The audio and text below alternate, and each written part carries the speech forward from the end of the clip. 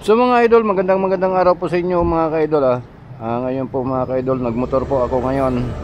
At kasi kailangan din natin makapost mga ka-idol kahit papano po. Ano kasi mga ka-idol, 4 na araw, 5 araw na ba? Parang yung ano mga ka-idol, ninagnat po kasi ako eh.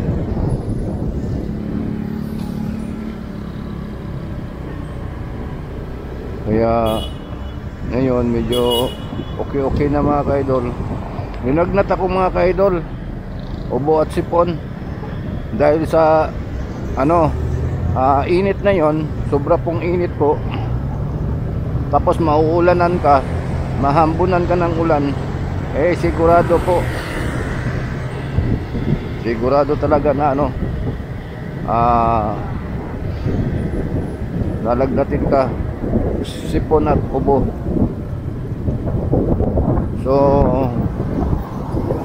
nawala na ang ubo ko mga ka-idol, sipon. Pero yung hininga ko pa parang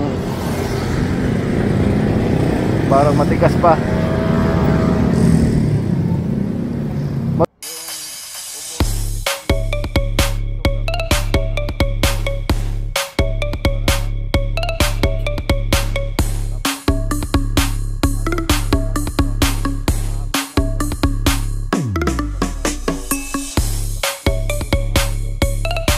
Huminga.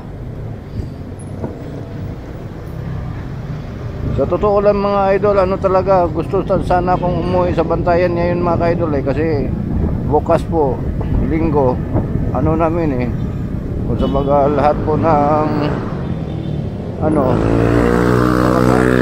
anak ng nanay ko, reunion kasi mga ka-idol.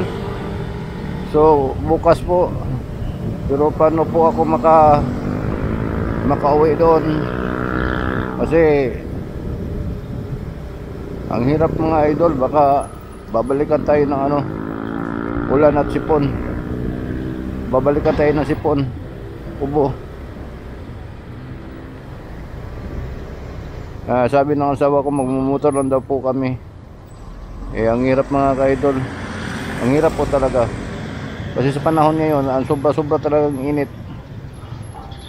So ngayon mga ka-idol, hanggang dito na lang mga ka-idol, at shout out na lang po sa mga ating mga kaibigan dyan na nanonood sa ating mga video po. So maraming salamat mga idol. So bye bye.